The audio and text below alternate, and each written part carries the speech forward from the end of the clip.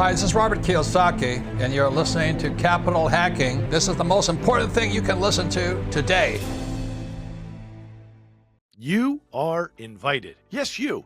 You are invited to the December 6th and 7th VIP experience called Learn and Grow. It's where the accountable equity investors who are already partners meet up with keynote speakers. We learn trends in alternative investing. We learn directly from our peers, and we also meet new friends. And we'd love for you to become a new friend of ours and benefit from this. I would call it an accredited investor mastermind, where there'll be keynote speakers like Gino from Jake and Gino and Julia Barbaro speaking on all topics related to alternative investing, family legacy, and incredible life-changing topics, as well as Jeff Rutt.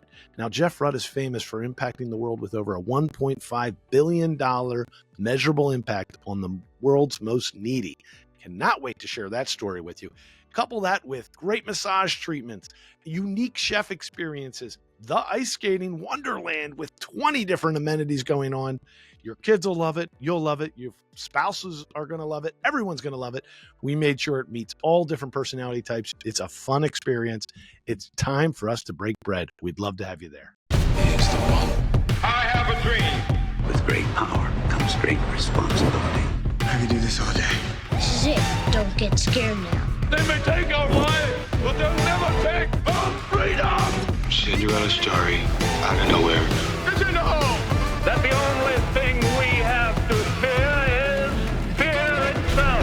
Capital Hacking begins in 3, 2, 1. Welcome back to The Big Show. Josh McCallan here with the illustrious John Edwin. Thank you for doing this show today. Josh, what a show we have for you guys. It is a very close friend of mine of 20 years, Stanton Myerson. Actually, I think we've known each other longer. It's probably the funniest show we've done. He is so funny, but he's been wildly successful in the pawn business, and you're going to learn all about this. It's amazing. Yeah, I mean, we're the only podcast that has had two famous PAWN industry experts, pawn industry. This gentleman, man, he teaches you mindset. He's running a 105-year-old business today, and he's 75 years old. Seems like he's 40. Talks about it. We make jokes. What's he going to do next? He's got plenty of energy. Cannot wait to visit his in-person brick and mortar shop, because I think we can all learn from this fella. Let's go.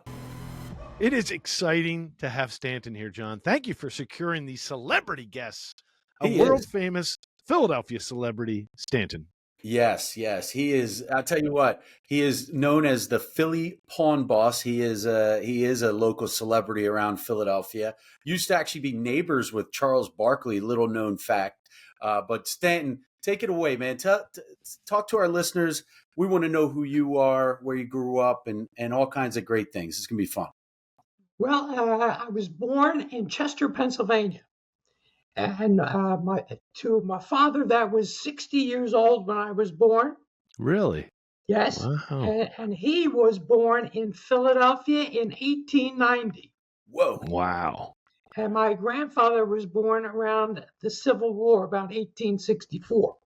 Okay. So I had a very, very different childhood from anybody else that grew up with me, because I knew people that they only heard about.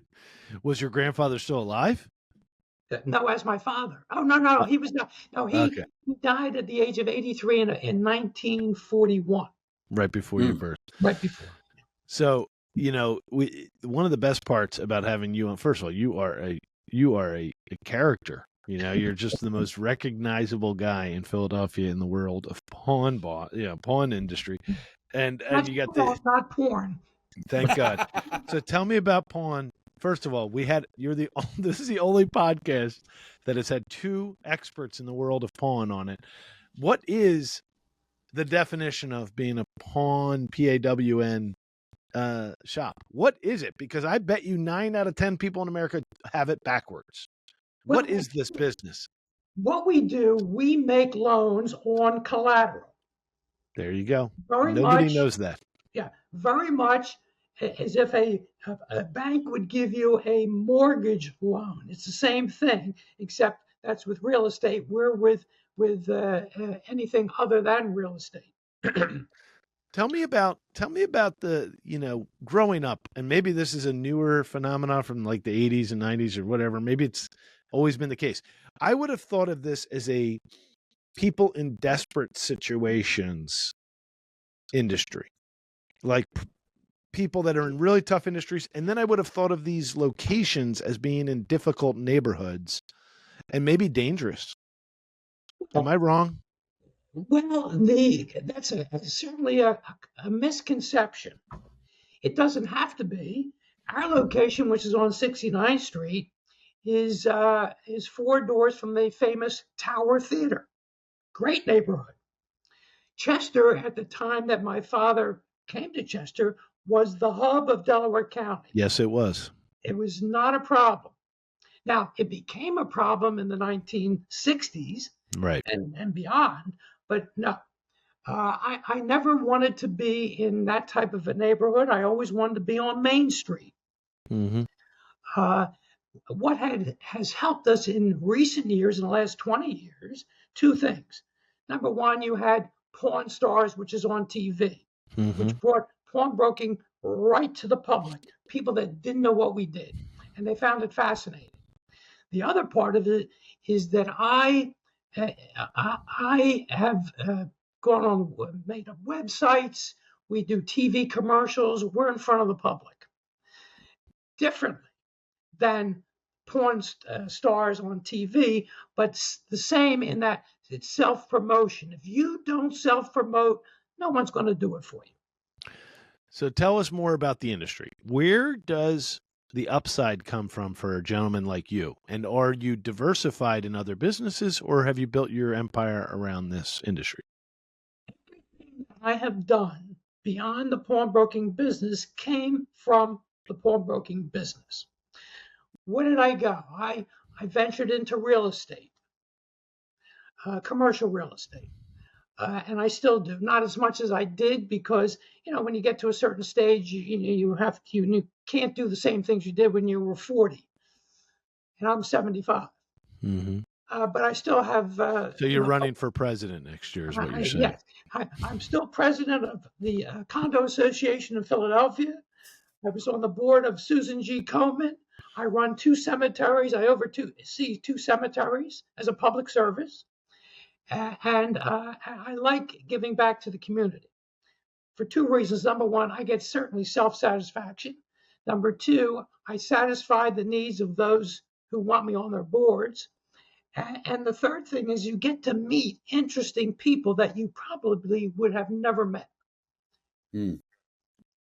Amazing. But getting back to my father started in business, as I say, in Chester in 1921, although my son did a genealogy, and he found in the 1910 census, my father was listed as a pawnbroker. So you could take it at least back to 1910. Wow. But I learned a lot. The one thing that I learned about doing anything is I listen to other people. I don't take notes very well, but I listen and it sinks in. And I take the best of what I think is the best of what they have to offer, and I try to put it into what I do. And I found that very valuable. Stanton, what is the most profitable item that people come in with? Well, without a doubt, it's jewelry. Like gold specifically, or? No, gold, diamonds, precious gems. As a matter of fact, just Friday, I signed off on sending 2 pieces of very high-end jewelry to Taipei to be in the Sotheby's, what they call Magnificent Jewels Auction, which is coming up December 11th. There's some very high-end stuff. And so that could be very profitable if, in fact, it goes for big money, and it should. And what are those pieces? One is a set of Hammerly earrings. Hammerly is the name of the designer, and he's from Germany. These earrings, which in my estimation looked like nothing, but will fetch close to $200,000. Whoa. And how much did you acquire them for? Like, what's the business model? I have 115 into it. Wow. Okay, so you bought these. Actually, I lent money on them. Because you knew they were that valuable. So you're 50.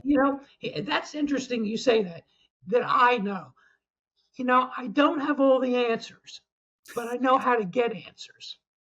So I call my experts. This particular one is in New York, and I sent it to them to see what they're worth in the marketplace, dealer to dealer, and that's how I got my answers.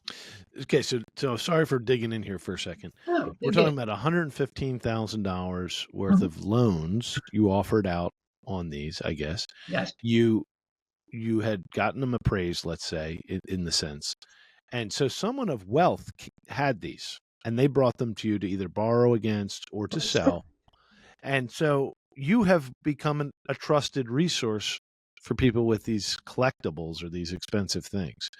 Is that how this one went down? Is that how they approached you from your commercials and things? They didn't get me from commercials by recommendation in this particular instance. In my business, if the client doesn't trust you, you have nothing. It's all about trust. I have people that have lent money, that I've lent money to over the years, back and forth, in and out, and they know that they're not afraid that something's going to be tampered with, I'm going to sell it on them, or the day that it's due, it's gone. That doesn't happen with me. I want them to get it back, because that's how you nurture a trade, is by confidence. So you're breaking all kinds of stereotypes right now. So somebody who has some financial standing comes to you with something that might be worth $15,000, $20,000, let's say, and you say, I'll loan you 50% on that $20,000, right? That's about the model, 50% debt. It's about a third of market. A third. Now that could change depending on the item. So about $6,500, $7,000 you might give them. Yeah. They then go out, do their business, and they come back and actually pay you off plus interest. Correct. And then go back to their life, and then they'll come back again and do it again with other assets and things like that. Generally. What do you think they're? Yeah. What are they doing? Why? Oh, I tell you what. You may or may not have had the instance. All of a sudden, your hot water heater goes bad, and it's a $1,500 expense. You don't have $1,500. But you need it fast. You can't go to a bank. You can't go to a savings and loan, but you can come to me. And you get cash on the spot. Got it. And so, by the way, in your videos, there's a video where you actually went into combat with a famous fighter named John Edwin. Yes. He was basically a lame ass. He really couldn't do much. I was helping him out. Lame. He called John, we have to put a link to this video where this felt Stanton Myerson says he puts a close arm. What do you call that? Clothesline? Gosh, that was an interesting time because so Stanton and what was the other guy's name that was helping you at the time? Maybe still is. Oh, Zucker, Jason Zucker. Jason Zucker, yeah. So Stanton and Jason. So Stanton has this idea that him and I are going to fight in the ring, and I said, "How are we going to do this?" I was laughing about it. He said, "No, we're going to use your." So for those who don't know, I used to own a boxing and MMA facility, and we had a WBA like regulation boxing ring in my gym, and so Stanton walks in with a cape. He has this cape, and then he's wearing a shirt said, Philly's Pawn Boss, and we were literally setting up the choreography as we were doing it. And then Jason says, "No, Stanton, you got to take the shirt off." So he has Stanton put me in what's called a camel clutch, if you used to watch WWF back in the day. And then he was going to clothesline me. And I said, I'm going to go all in. So when he put his arm out to clothesline, I actually threw my legs in the air. And I don't know how to fall because I'm not a stunt person. when I hit that ring, Stanton, I landed on my lung and it hurt so badly. And I thought, I hope they got that on camera because I can't do that again. Like I'm going to get injured. So that shot, and you hit me, you hear me hit the ground, and I hit really hard. Well, if you remember, I told you I was going to put a hurt on you. Oh my God! Here's You what's gotta funny see too. this, So I guys. had bought a watch, a very nice Breitling from Stanton, and so he made me wear my own watch in the commercial. And at the end, after I think I tapped out or something, this is going years back. We have thousands of views on this thing, and he said, as he's putting me down, he looks at my watch. He says, "Hey, you want to sell that watch, or you want to pawn that watch?" I lift my head up. Can I just get a loan? It was good. Oh my God, it's a great video. I really hope we get a clip of this. I'll put the URL in the notes. But on top of that, okay, so here's our final question. I hope you're sitting down or standing, whatever you prefer. But this is going to be a tough one. It's going to knock you out like you knocked John Edwin out. Regrettably, John Edwin's stunt techniques did knock him out. Regrettably. Practically did, yes. Poor guy. Let's talk about the most unique thing. In one of your videos, I see you holding the Heisman, no, not the Heisman Trophy, the Super Bowl. What's it called? The Vince Lombardi. Vince Lombardi Trophy. Well, Lombardi let me tell you Trophy. a story about that. That was an actual Lombardi Trophy replica that the Eagles had made, that someone who worked for the Eagles would take around to charity events, and they'd auction it off. Not to keep, but to keep in your office for a month or whatever the case may be. So what happened? How did I get it? Yeah, how'd you He get came it? into me basically crying. He said, we had this out at an auction. They sold it 5 times for $5,000 each time to keep in whoever had it in their home or office for a month. And they neglected to say it was a replica. So he got sued. And he said, I just want to get rid of this. I don't want it. I just pay my legal bills. And I did. I paid him his legal bills and I got the trophy. Oh my gosh. I love it. And I lend it out to any organization that wants it. People take pictures with it. It's just a lot of fun. So obviously the Super Bowl from 2019, 2018? Like the only one they won in oh my God, it is their only one they won. But you're saying this all happened since then? They got sued? How regrettable. I will tell you something else that I bought that was very interesting. I bought the Pope's chair. Yes, you did. And you tried to pawn the papal ring, by the way, on a commercial. The Pope had a chair made by Thomas Moser, who's a famous furniture maker in New England. He made it for the Pope's visit to Philadelphia. Which one? There were 2, weren't there? I believe there were 2. I don't know which one. The one he what had year? On. The one like Pope Francis. Yeah. Okay. Just recently. Oh, I see what you mean. 2 visits. Yeah, no, this was for the current visit. The last visit, which was 2019. Right. Like that. So I bought the chair, and Thomas Moser said, "Wait a minute. The only way, no. If he's buying it for resale, I'm not going to do it." I says, "No, that's not my point." So he did a TV interview with me, Thomas Moser and myself, and we were interviewed by somebody on one of the TV stations. And he said, "You know something? I got to tell you, I used to go to pawn shops when I was just starting out in business. I used to pawn my stuff on Monday and pick it up on Friday every week." What I did with the Pope's chair was I lent it out to any Catholic organization that wanted to display it. I said the only criteria were 2. Number 1, you had to insure it so that nobody screwed it up. And 2, you had to keep it away from people touching it, sitting on it, so they can view it all they want. And that's what I did. I lent it out, and I had fun with it. That is so how do you earn a living with that? Wait a second. How much did you pay for it, and how did you rent? I paid $7,500 for it. Okay. Have you made money on it, or has this been just for marketing?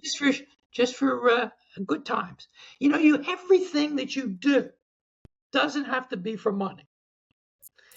In fact, I get more satisfaction out of the I wouldn't say it's charity work, out of the community service work that I do than I do sometimes from actually working, making money. For instance, the cemeteries that I oversee, they come to me, someone dies, they come to me and they want to, they want to be handheld through the process, and I do it. I enjoy doing that. Wow. And I make them feel as comfortable as I can, because generally the two cemeteries that I dealt with, I know most of the people that are buried in there. Stop. Oh, yeah. Now, Stanton, and I know the stories that go behind it. You can give cemetery tours. Do. Hi, this is Melanie McCallan. Josh and I are just so grateful for the many investors who have already joined us at Accountable Equity. Accountable Equity is so much more than a capital group. It's really a community of accredited investors that want to learn and grow together. I just want to personally invite you, if you want to find out more about this type of investment and see if it's right for you and your family, please visit us at accountableequity.com. Hey, it's Hal Elrod, author of The Miracle Morning, and you're listening to Capital Hacking. Enjoy.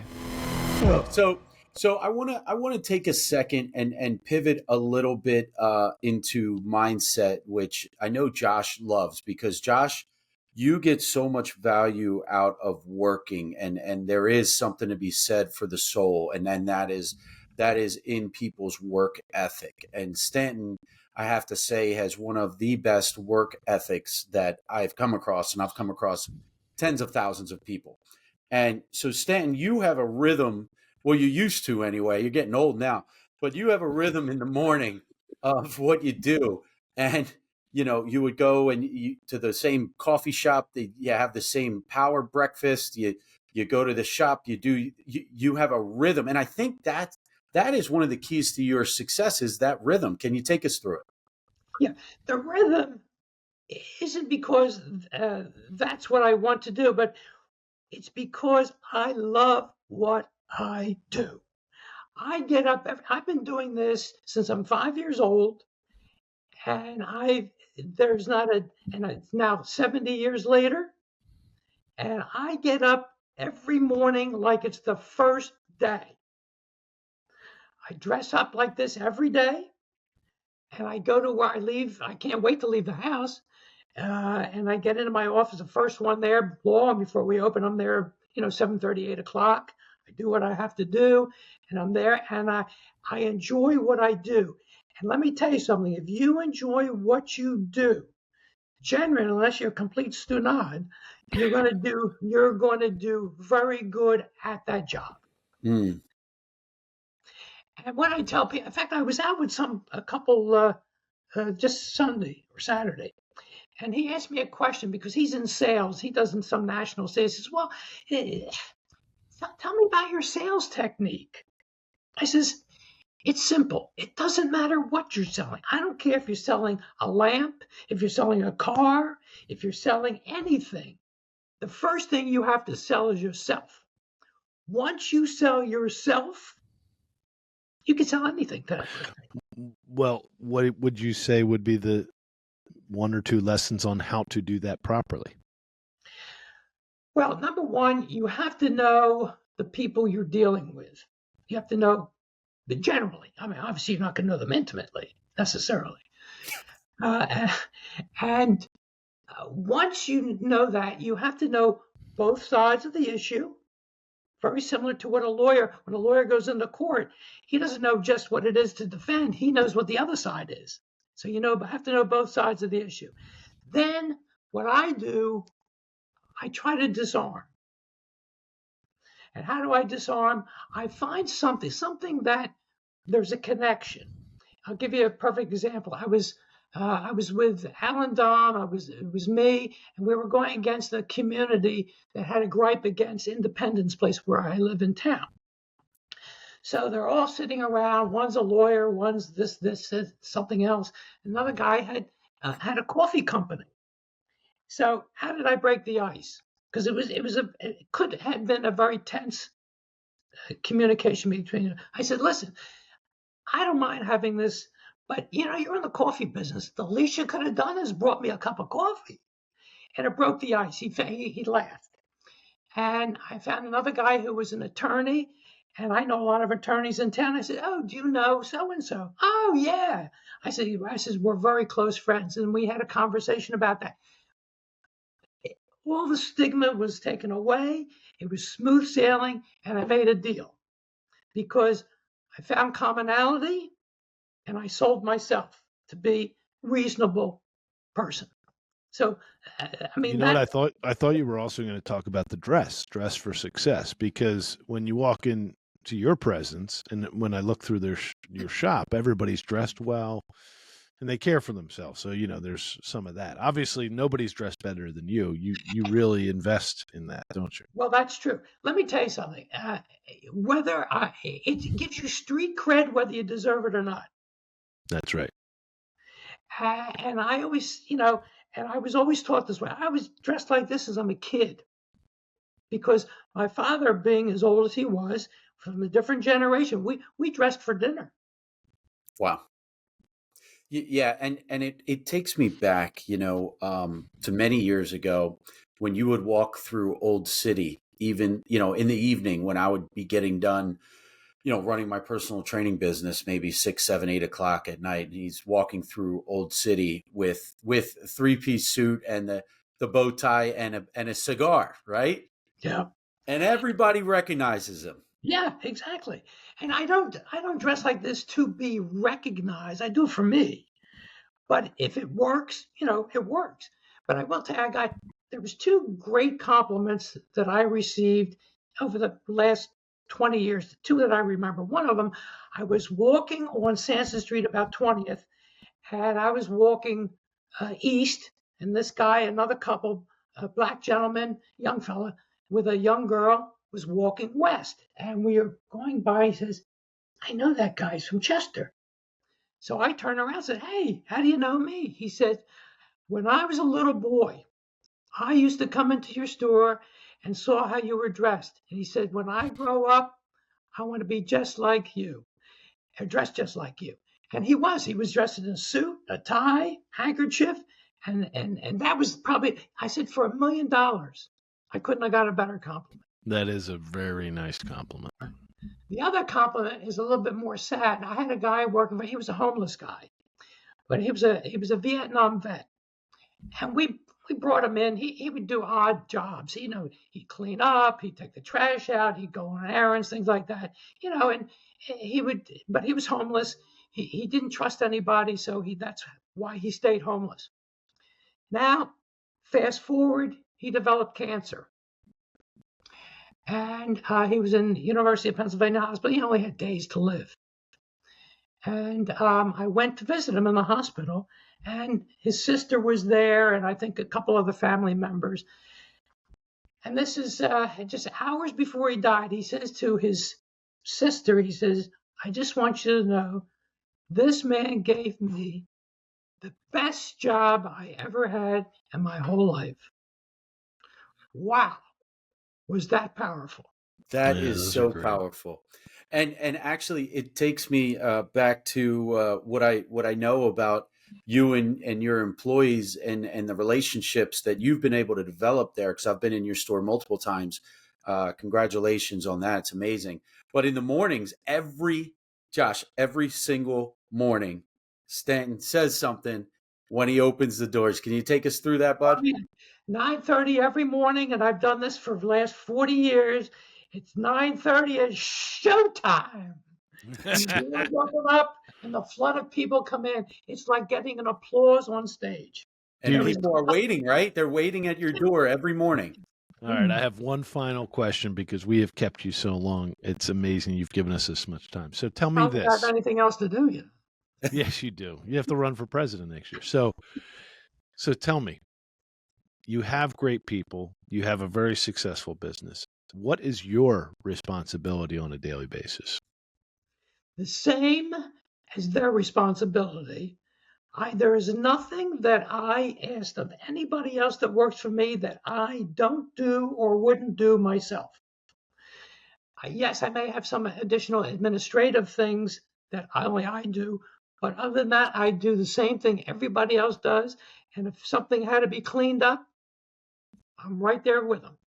So it is you're there to do the work of negotiating deals, and that's yep, that's great. Well, we appreciate you, buddy. I mean, the whoever's in the Philadelphia region will have to go visit your shop on 69th Street in Philadelphia. Please do. We're there every day, 9:30 to 5, except Sunday. Wow. Yeah. And Stanton, so where can if our listeners want to follow up and connect with you, how do they do that? Well, you can email is info@louspawn.com. That's LOUSPAWN.com. Or you can phone me at any time, 610-352-8707. And I take everybody's call. Tell me this real quick. Why is it Lou's Pawn Shop when your name is Stanton? My father was Lou. Wow. Never changed it. And how come he doesn't have a 215 area code? Because we're in Delaware County. All right. I remember the days. When we all had 215s. Stanton, it has been a treat. His phone number was 6817. Yeah, it was just 4 digits, right? Is that what you said? 6817? 6817, yeah. Yeah, just the last 4. Isn't that cool? Yeah, that is cool. Wow. Mm-hmm. All right, brother. We appreciate you. Thank you for being on the show. And thank you for your time. I enjoyed it. Cheers. Damn straight. We just got We got to the end of another great show. And everyone listening right now, you're the family and friends. Thanks for staying till the end. That was so fun. And hey, hit the like, hit subscribe. We're here to serve you guys. That's why we're doing this show. Josh is not paying me. I'm doing this off of my quote unquote sweat equity because we want to make a difference in your life. And then that ripple effect will continue to touch the world. Hey, amen, brother. Please check us out on capitalhacking.com, all the social media threads. And yes, I know you've probably already sent this episode to one of your best friends. Thank you. We love you. Just go right into your iPhone, hit the plus symbol. We'll talk to you later. See you next week. Share.